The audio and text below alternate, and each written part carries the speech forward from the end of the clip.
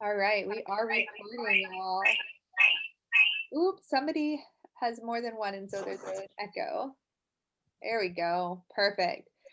So awesome. I know we're going to have other people kind of trickling in as we move forward, and I will keep an eye on the waiting room and move us and admit folks.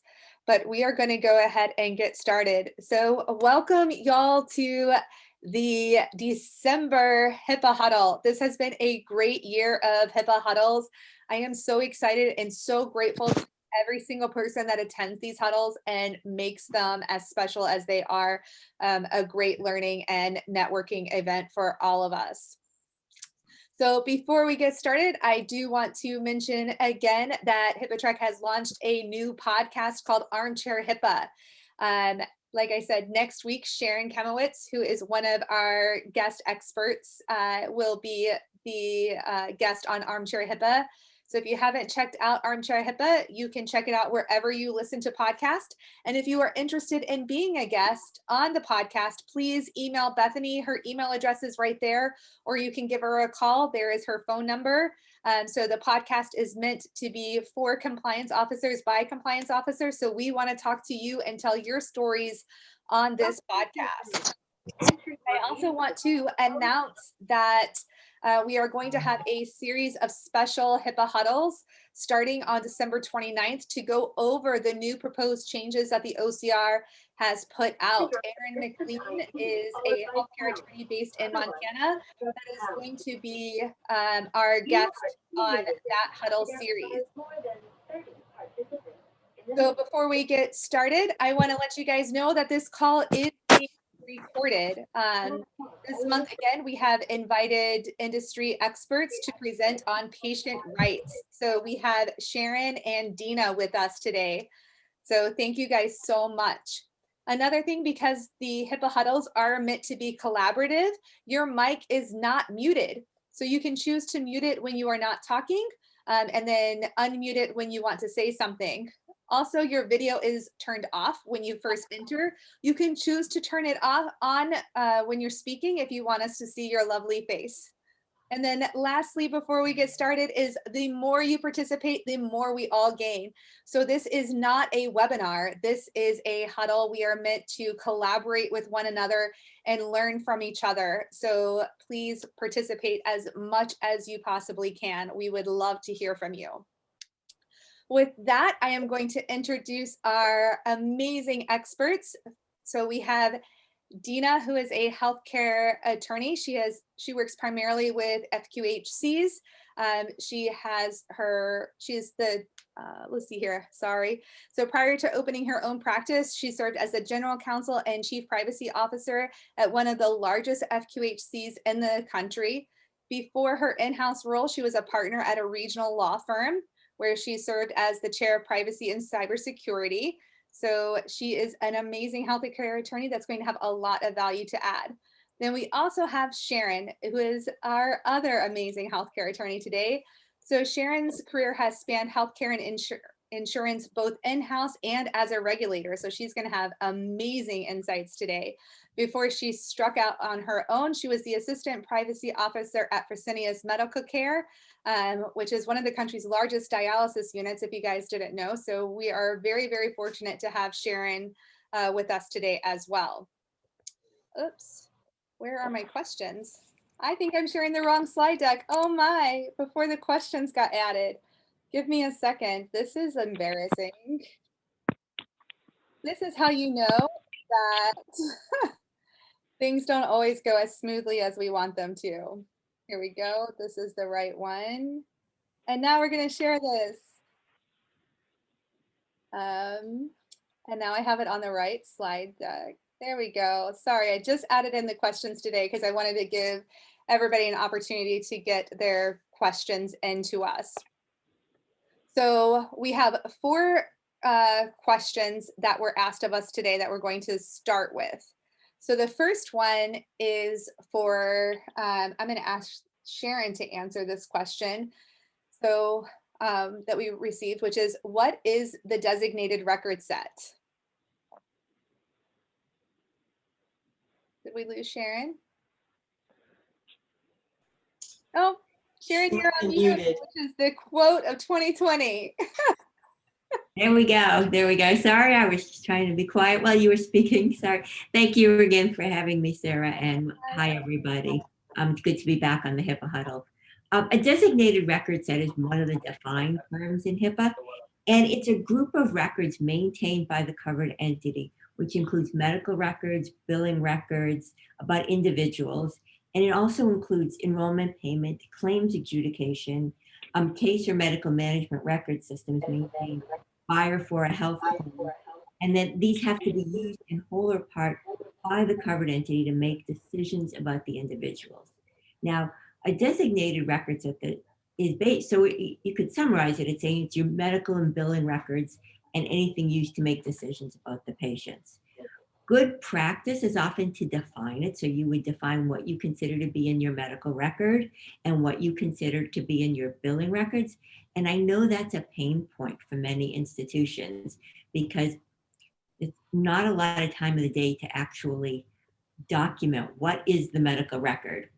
So I would say if you get a request for access, and that's where it usually comes up in this context, is provide certainly whatever the individual is asking for, but make sure you remember that it's more than just the medical records. It includes the billing records and anything you use to make a decision about the patient.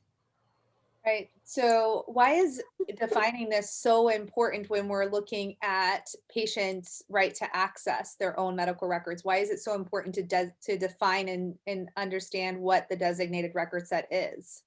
Well, because that's what you need to provide. If a patient comes to you and says, I want all my medical records would mean that they're entitled to are all the records in the designated record set.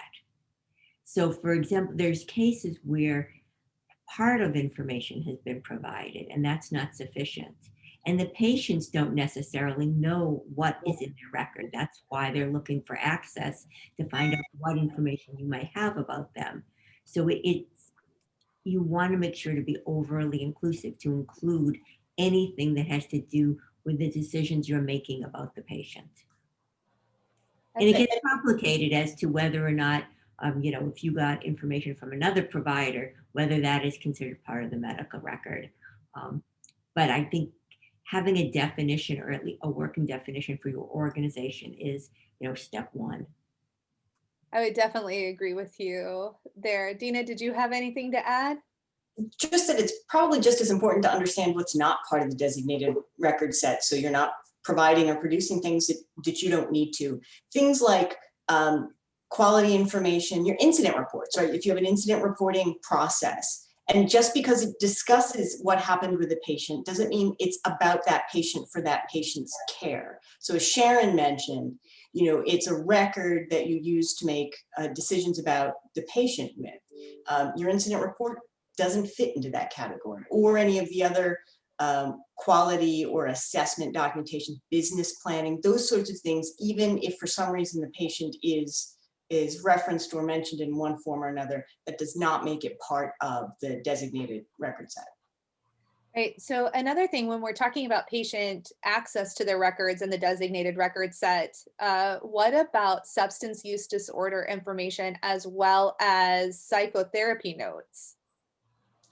Well, so we all know that we've got 42 CFR Part 2 out there, which separately governs substance use disorder information for Part 2 providers. And that law trumps the HIPAA regulations on what you can produce. So that's one issue. Psychotherapy notes is described within HIPAA and is a very, very narrow category of specific types of notes. And those do not have to be produced. In fact, in the right of access regulation, they're specifically excluded from needing to be provided as part of the designated record set. But keep in mind, that definition of psychotherapy note is very, very limited. It doesn't include things like the dates of service, diagnosis, and other things that are sure to be part of that designated record set.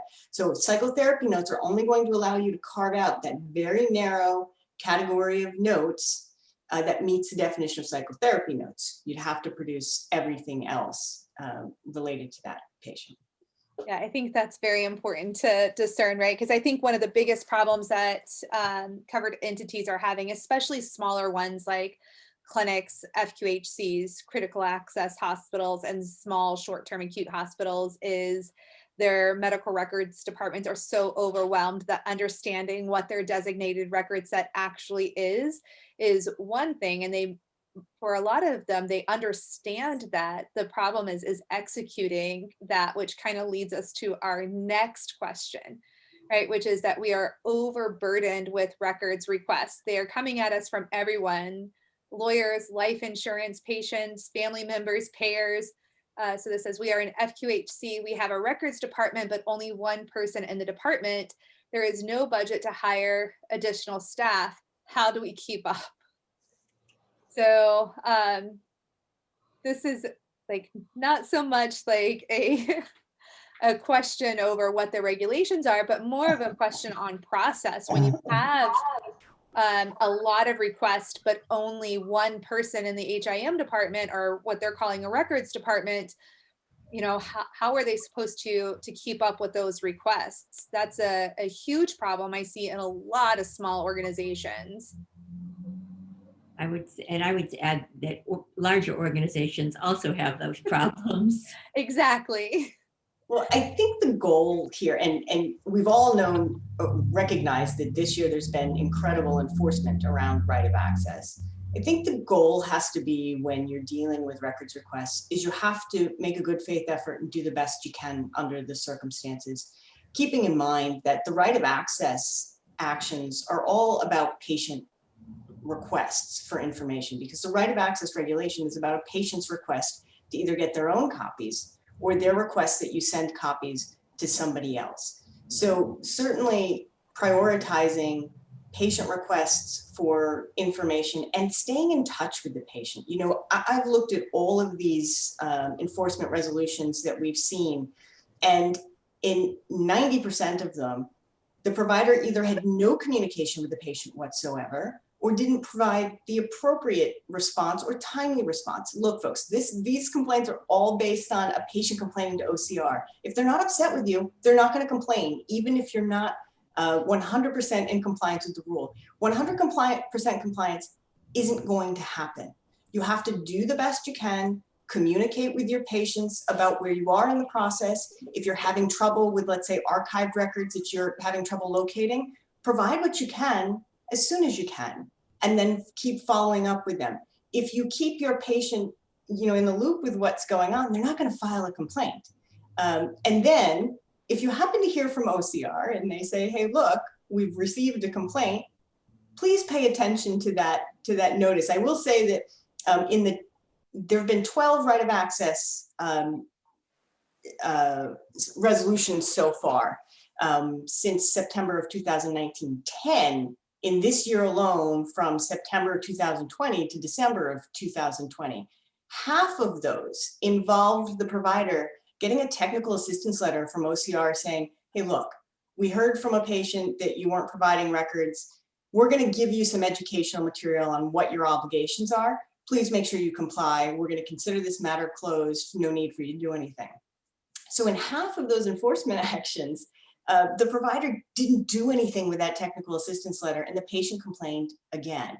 So in terms of being concerned about enforcement actions, I think if you're on this call and you're concerned, you're way far ahead of those folks who are going to be dealing with enforcement actions. It means you're paying attention, and if you pay attention to the requests you get, to the complaints that you hear from OCR, even though you don't have to respond to a technical assistance letter, you should take that as an indication that you should do a little investigation, find out if something was handled properly or not, and either fix it or document why there was nothing wrong. So I have never met a medical records department that wasn't overburdened. So I think everyone's dealing with the same thing. And again, I think it really is about good faith effort. Do you have policies that you're making an attempt to comply with and communicate with your patients? And I would add a couple things to what Dina said about priorities. Just picking up on that point. I think looking carefully at who the request is coming from. So Dina talked about the patient's right for access, and that's a big category. Another category is treatment records from other healthcare providers. And so look at your priorities, and certainly if the request is coming in for treatment, make that a priority. Also prioritize patient right to access. As you know, you have 30 days to respond. I agree 100% with what Dina said about keeping patients in the loop. And people don't complain. Having worked in medical professional liability as well, people don't complain if they're happy. If they're angry, they do complain. And I think even considering your process, charting out where you get the requests and coming up with some kind of process. So treatment records, patient access, and then some of the all others, maybe you can wait a little bit, but make sure you hit those two first important categories.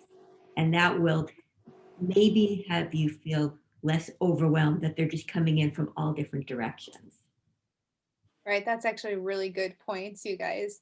So we just got a question in as well, which is, do you think the right of access requests and enforcement will diminish with the Cures Act and the information blocking requirements to push data to patients? Did you want to go, Sharon? No, I was going to say, I think that's OCR's goal. Certainly, the proposed amendments to HIPAA talk a lot about providing information through APIs, through the access to the patients. The goal is to make that easier. The implementation of that is going to take a lot of work.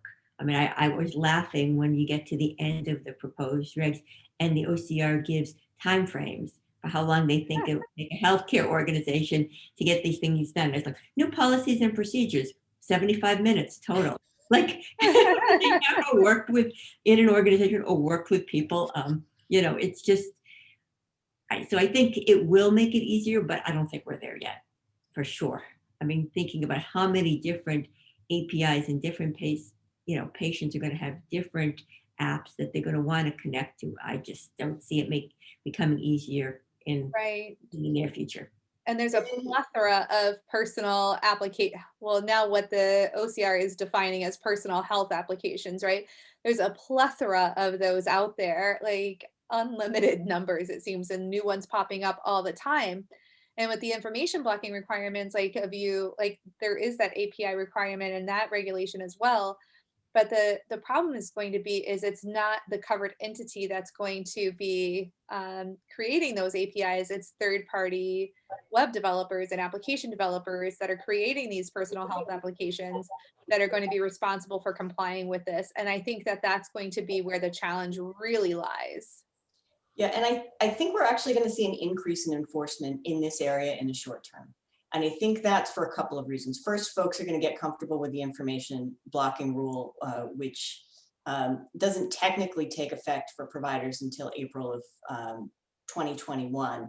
But no one's really comfortable. Look, in this industry, we for years have gotten really good at protecting information and deciding what we think is good for our patients in terms of, no, that's not a safe application, you shouldn't use that.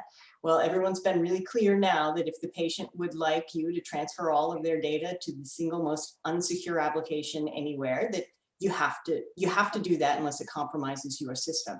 I think it's going to take a little time to have that culture shift that happens away from the really protective nature of the industry and get used to the fact that patients are more commonly going to ask for their information. They're going to ask for it in forms that we're not used to giving it to them in. And we have to get used to what that looks like and how to make that work. And I think in the short term, there is going to be a higher rate of complaints, of patient complaints to OCR. I think we're going to see more technical assistance letters. And I think you will see probably for the next year or two, enforcement years like this one, where we've had more right of access enforcements than any other type. For the first time, it took over the HIPAA security rule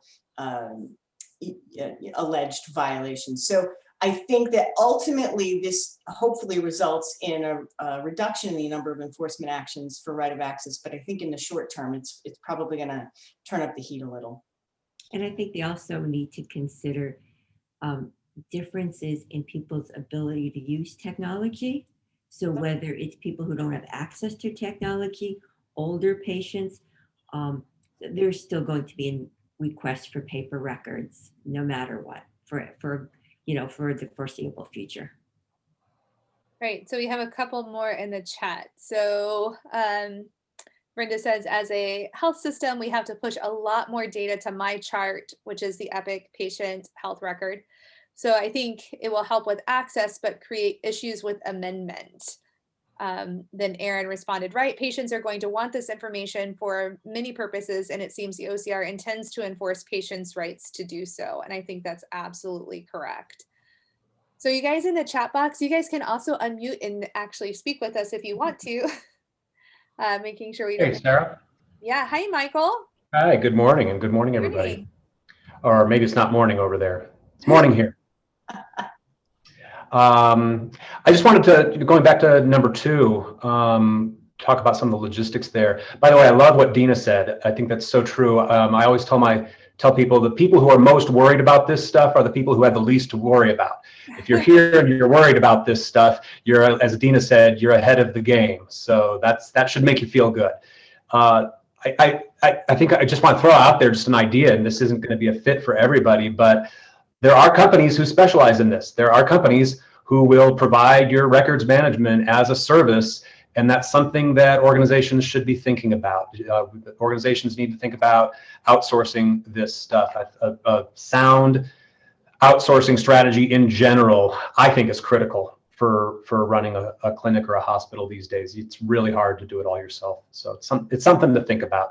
And I know, there's no budget. Well, maybe with a full-time person supplemented with a contractor or with a service, maybe there's ways of making that budget stretch a little bit. That's just an idea. Yeah, I know a lot of FQHCs, RHCs, critical access hospitals.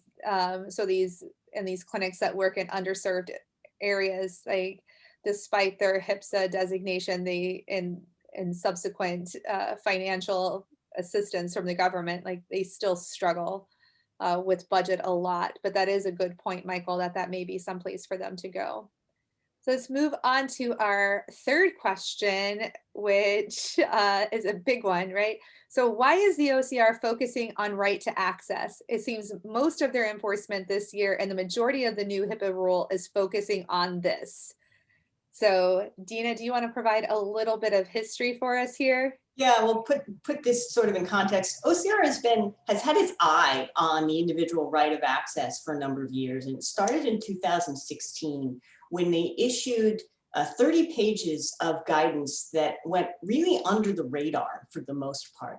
And this guidance talked about things like an individual's right to access information and a reasonable cost-based fee and those concepts.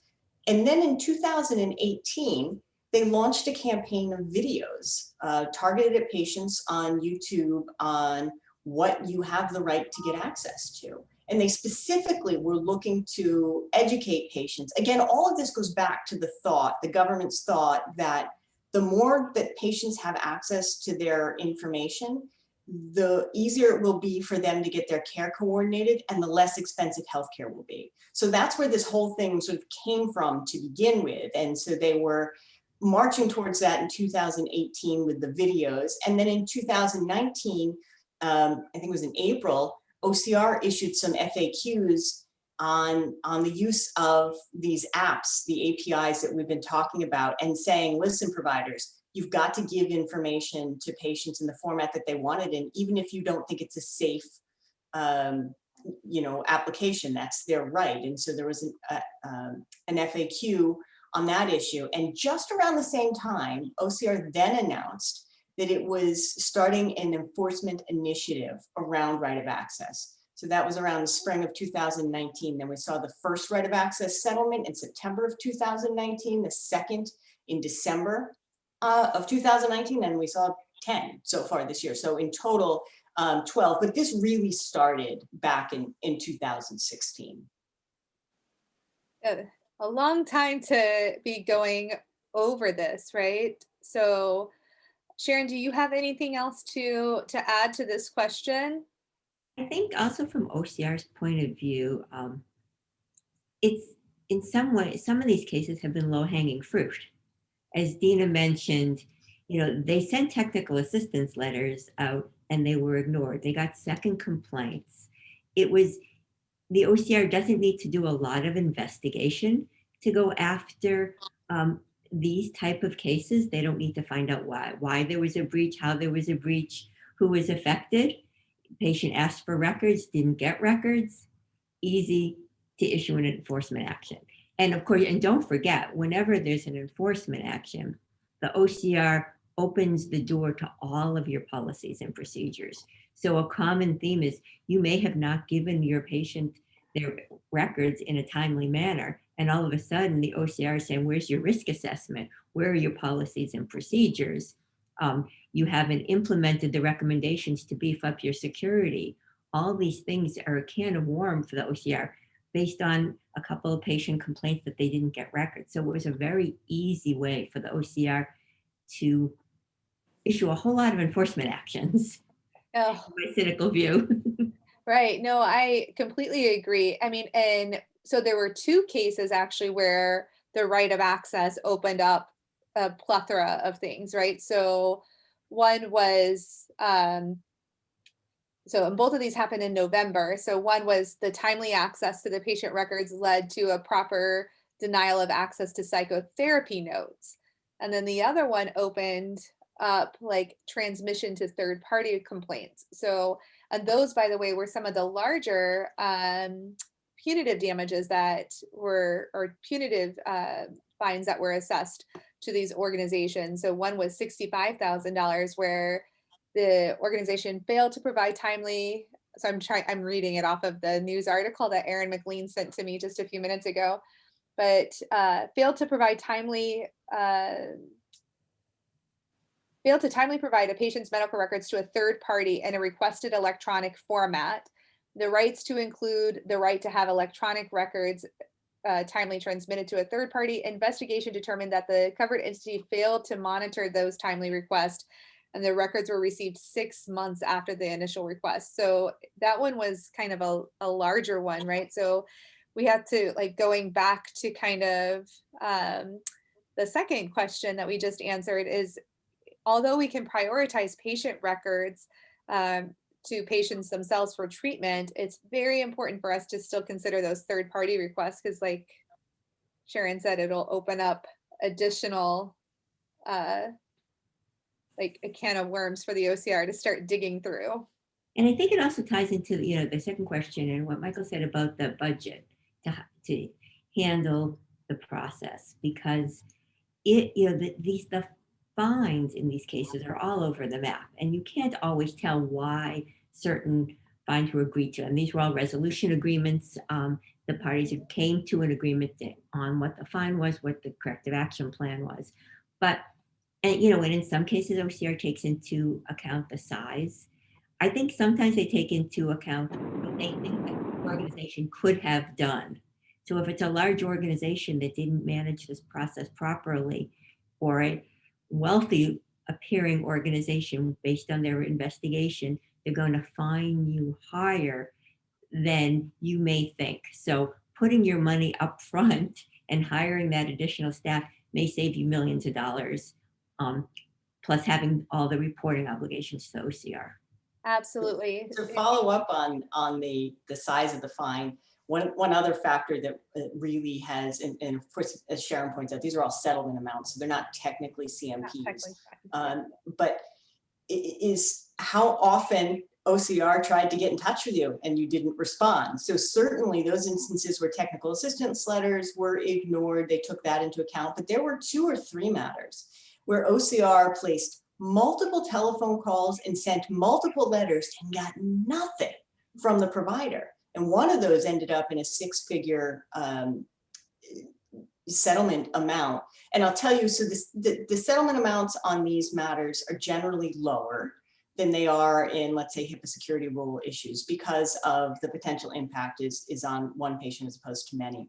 So to give you an idea, so far this year, there have been over $13.5 million in settlements. And of the, we're at 17 or 18 total actions, 10 of which are right of access. The right of access total is just over $500,000. And so the agreed to settlement amounts are much smaller comparatively speaking. But to Sharon's point, there are a lot of things that go into what makes up that ultimate amount. And if you're engaging in bad behavior and ignoring OCR and repeatedly ignoring the patient, I guarantee you that fine is going to tick Yeah. a bit higher. So those fines range from $3,500 to $160,000, or settlement amounts rather.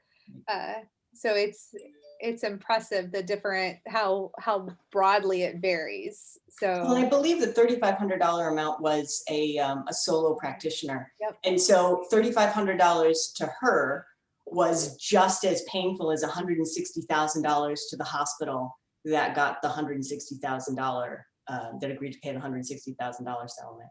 that is a good point. And So I think the other thing on the risk level is the corrective action plans are usually 2 years. There've been some that have been 1 year, but during that time period, healthcare providers are asked to provide copies of their policies and procedures for OCR's review.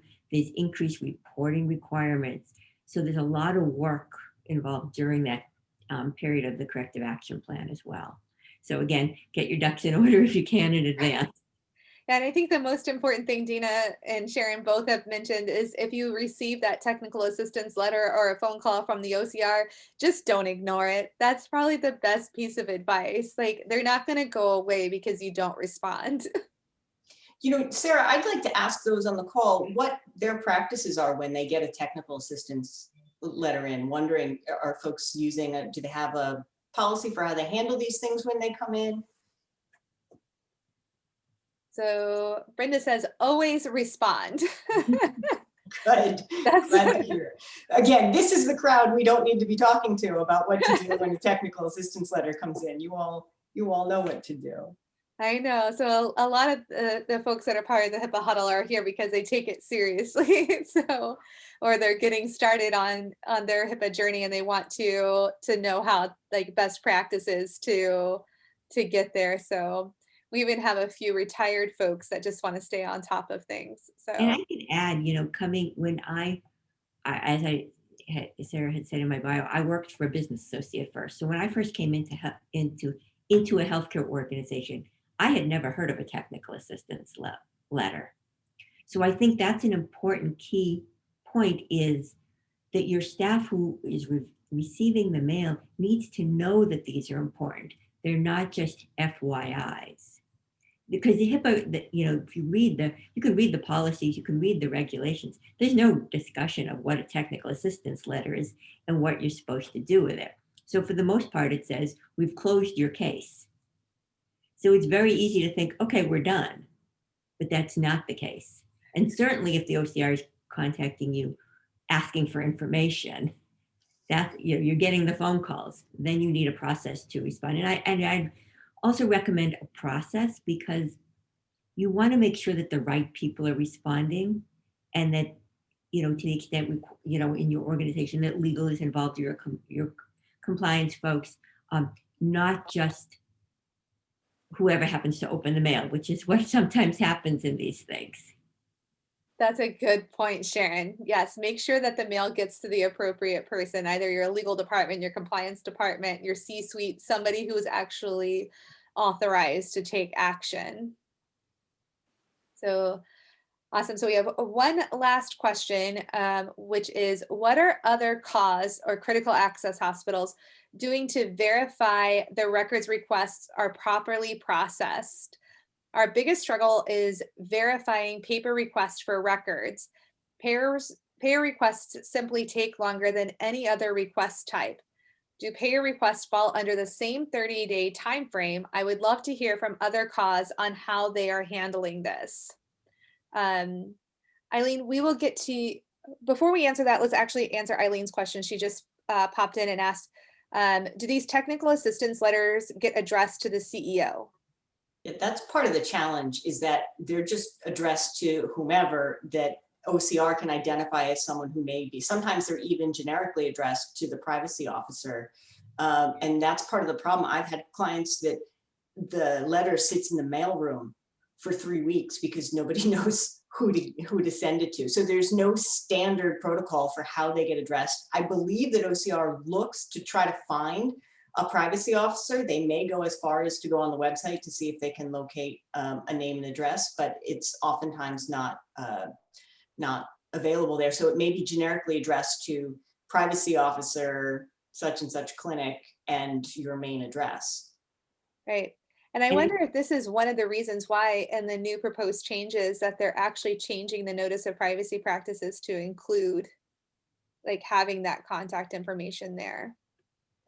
Well, you should have that in there anyways now. Should be Right. in the notice of privacy. Should, And but it should be, obviously, and it should be on your webpage, your notice of privacy practice, so the OCR or others can find it.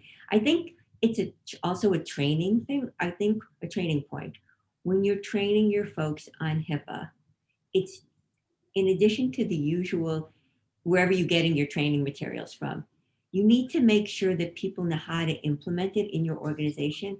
And I always emphasize, if you hear from OCR or any other state regulator regarding a privacy matter, make sure you refer that to the appropriate person in your organization, whether it's the privacy office, legal, compliance, your medical records people. But you want to make sure that's a training point, that people know what to do, because these requests could end up anywhere within your organization. It could go to the nurse manager, it could go anywhere. So I would add that to your training, how to handle requests from regulators. no, absolutely. Great All right, point. so now let's go back to the question from the Critical Access Hospital. I know we have a lot of folks that are part of Critical Access Hospitals on this call today, so please, please, please help and speak up. So the first question that I'm going to address is actually their second question, which is, do payer requests fall under the same 30-day time frame for records requests? Sharon or Dina, do one of y'all want to tackle that question? Yeah, they don't. So yeah, the 30 days we've been talking about it comes right out of the individual right of access regulation. Yes. And that goes back to my point of prioritizing your requests. So, as I look at it, treatment and then patient requests. Yes, thank you. So I think that is a really important distinction for folks to understand. And I know, so one of the things that CAUSE in particular struggle with are the HEDIS requests that come in once a year, and there's always a plethora of them that come in probably around this time of year, and they're due mid-year. So those, I know those take a lot more time to process, but remember, like, they don't fall under the 30-day requirement, and you have the ability to take and prioritize your records. Just one other follow-up on that, Sarah. To the extent that you're dealing with a health insurer with whom you've got a provider enrollment agreement, that provider enrollment agreement may have a clause in there in terms of how long you have to respond to their requests. So just because it doesn't fall under the individual right of access under HIPAA, you still may have other requirements that tell you how long it is you have to respond. And most often when you get those requests, they'll tell you when they want a response by. And even if you're beyond what the contract will allow you to do, you can oftentimes reach out and say, look, we're working on it. Can we have a little extra time? But don't forget about your other regulations or contracts that may govern some of what you do here. That's a good point. Yeah. So I know this Critical Access Hospital quite well, and I know that the struggle that they are having is, like a lot of HIM departments, they are understaffed, and they receive a lot of records requests, and the payer requests, what they're struggling with is going through and verifying dates of coverage for the patient prior to releasing, which I'm super proud that this Critical Access Hospital does that. That is 100% absolutely what you should be doing. And remember that if a patient pays cash for a service, that you cannot disclose that information to the payer without the patient's permission, because they paid cash for that. The payer didn't pay for it, so they don't have rights to that. So they're doing everything properly. And if it comes down to just like timing these processes, I think what they're asking for is to hear from some of our other huddlers on the call that are part of critical access hospitals and how they are dealing with the records request and verifying those dates of coverage with insurance providers. Like, what are some best practices that y'all have? Don't be shy.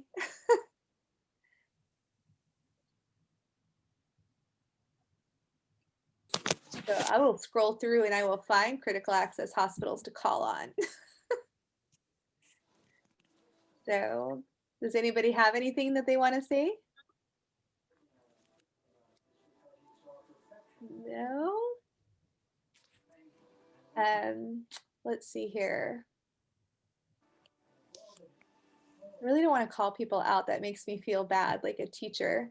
So if you guys don't have anything that you want to respond like on the huddle, if you wouldn't mind sending me an email saying that you want to help this critical access hospital out, I would be more than happy to facilitate an introduction so you can speak directly one-on-one to this critical access hospital.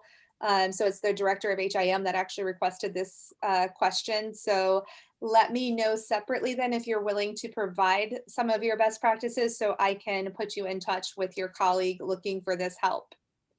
So I have a couple other questions and comments that have come in through the chat. So Mary Jo asks, have any provider-based clinics and CAUSE consolidated their medical record, so ROI, release of information processes? If so, how is it working? Aside from hopefully reducing staff, what do you guys see as pros and cons to this type of arrangement between the clinics and hospital? So this is actually a very unique problem in rural health for critical access hospitals that have these RHCs attached. So again, a call to my friendly critical access hospitals on the call if somebody wants to help answer this question on whether or not you've consolidated your medical record processes. Hey, Sarah, this is Joni Perkins from North Sunflower Medical Center. Oh, I love you, Joni. Thank you so much for speaking up. I just wanted to say, we've elected not to combine them, but we do combine our legal requests. When we get a legal request, to have a person responsible for that. The HIM department at the hospital takes care of the hospital requests. Our medical record privacy officer takes care of the clinic requests, and then legals go through administration. And when the payers become overly burdensome for us, we simply call the payer directly and say, look, you got to get real here. You're doing your HEDIS audit. We have to have a reduction in requested number of records that you requested. And they're very often okay to go back and do that. We do have a separate projects person that I can bring in to help when we have a really big run on them. But lots of times when I do that first initial audit, I'm looking at what are they looking for? What's the common thread between these massive audits that they send in to us on occasion? They tend to do it about once a year, about the same time every year. Yep. When they all want to do theirs, and that can really hurt a small department. So we have not combined ours, and so far it's working pretty well. I keep a pretty sharp eye on it though. I know Joni is known for doing her audit of every process in her hospital. She's amazing. So yeah, so that is an example of how it's not been combined. Is there anybody that is combining it? The medical record processes between your clinics and your hospital? I will mention too, Sarah, just one more thing. We are on 2 different platforms for our electronic health records. And the fear is that the unfamiliarity in the health information department at the hospital with the clinic system might cause them to pull a record that doesn't fall within that, the designated record set that they've requested. So our clinic focused person is way more familiar with that clinic record than the hospital people are. Right. No, that's a good point. And like, I think like one of the things too that Mary Jo mentioned was wanting to reduce staff.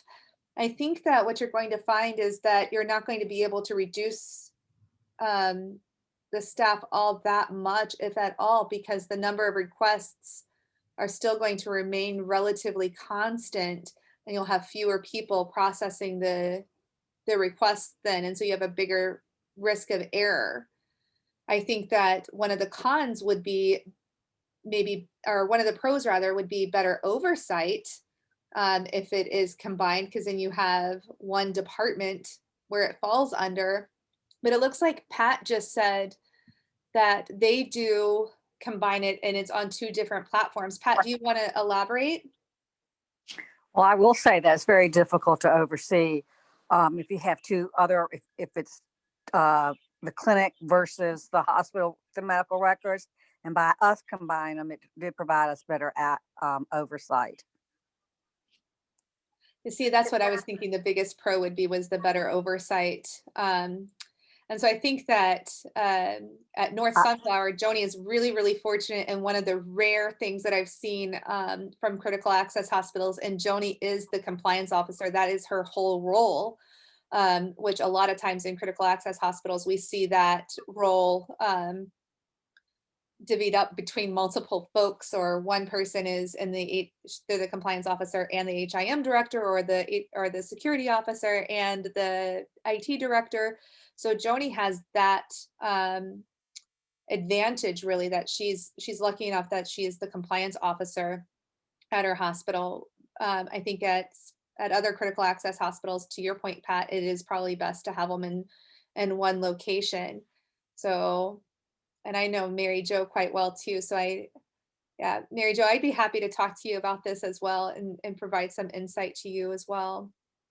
Well, Later. sure. I mean, we have not done this yet. I mean, it's just something I've kicked around a bunch of times. I mean, if you look at kind of the way the wording is when it talks about your provider base and stuff, there really is, it sort of leans you toward that you really should have the oversight from the provider. And so it was part of that thought process, is that, you know, could it be that you get that oversight as well as then it might be able to, I mean, yeah, I mean, it would have to be some sort of, you know, the hospital staff learn a little bit more about the system, but just a thought, I don't know. It was just trying to find a way that maybe you could kill 2 birds with 1 stone. Right. There'd be a learning curve, of course, but again, haven't tried to pull the trigger on it, but it was, if other people have already done it and it's working well, it was something worth thinking. Are you a provider-based, this is Joni again, I'm sorry, are you a provider-based rural health clinic? We have 2 rural health clinics with a critical access hospital. Yes, ma'am. Then they're both provider-based. So your provider-based designation has a different meaning in a rural health clinic setting than a traditional provider-based clinic. So those same rules don't apply to you as far as the oversight from the hospital, where that particular thing is concerned for your rural health clinic regulations. And you can, Sarah, you can steer her to me if she has a question about that particular regulation. I know those standards pretty well. Yeah, I know. So yeah, Mary Jo, Joni is somebody you definitely need to know. She is our queen of everything rural health. No. So Eileen says that she has consolidated those 2 processes, Mary Jo, and after extensive cross training, it works fairly well. And they have been able to reduce their staff by 1 FTE.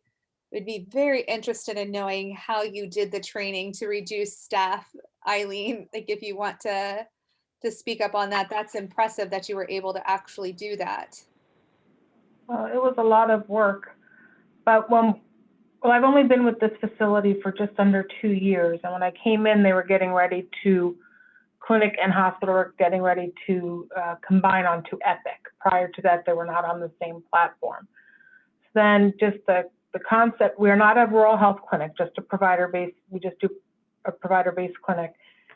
So technically then, you know, it's a department of the hospital. So then we took it as HIM under our wing, and we just went through the rules and regulations of releasing and the different rules that apply and laws that apply, and threw in some of the Minnesota ones just to twist things up. And then You're Minnesota, Eileen. I'm so sorry.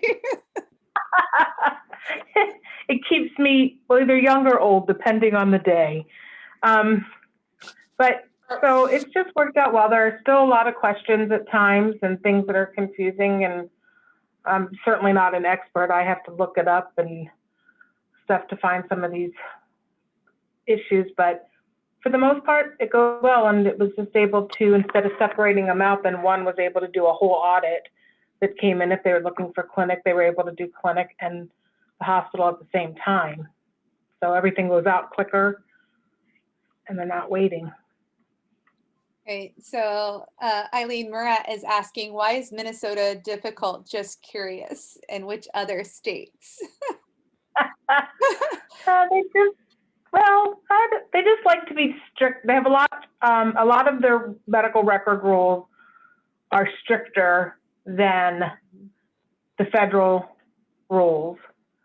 And so you always have to double check. Well, this is what SED says, but what does the Minnesota legal manual say on this position? Because about 7 times out of 10, there's going to be some other twist from Minnesota side. Right. And Sharon, what other states? So I know New York, California, we were talking about this not too long ago, the states that have more strict privacy, security, and just healthcare access regulations. Are there any other states that we need to be aware of? I would defer to others on access because every state is different. Certainly for breach requirements, we know New York, Texas, California, Massachusetts have different requirements. Some of the other states are getting in that bandwagon, but I can't speak to the various state laws on right to access. I know, but as you were speaking, I was thinking that going back to the right to access, I would advise people to make sure that you're familiar with the applicable state laws, because as you know, some states require patients get a free copy of their record. So that, you wouldn't look to the HIPAA requirements at all if your state is requiring you to provide a copy free.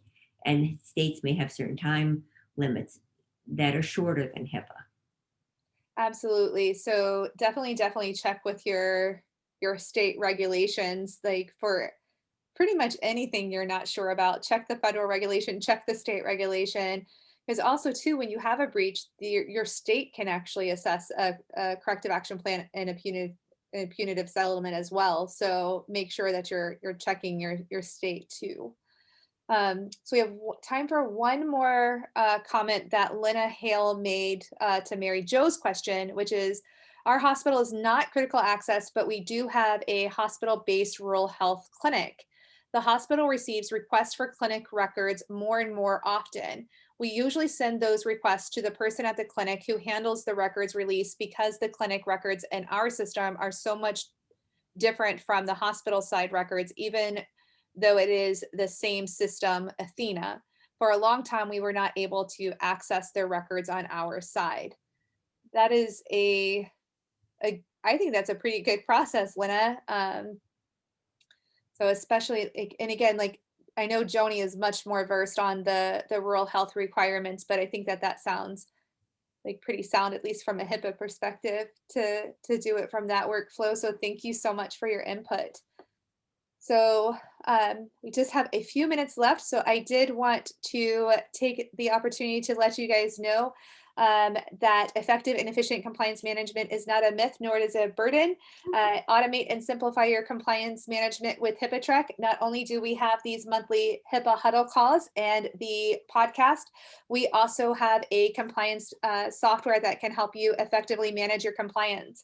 We also work with industry experts across the country in various fields, like the 2 experts from today, Sharon and Dina. Thank you again. If you want to be connected with anybody that you heard speaking or asking questions on the call today, please send me an email and let me know. My email address and contact information is on this slide. I'd be more than happy to put you in touch with anybody that was on the call today. So thank you guys again. And remember that next week starts our special HIPAA Huddle series on the new proposed changes to HIPAA. There will be a link to register for that HIPAA Huddle when I send out this recording to you guys. So thank you again. Thank you, Sarah. Thanks, Sharon. Yes, thanks. It's been great working with you guys, and I look forward to future HIPAA huddles because I always lose time when I'm on these, so they're great. Thank you, I Sarah. love it. Thank you, Sharon. Thanks, All right. All right. Bye, y'all. Bye-bye. Thank you. Bye. All right. Thank you, guys.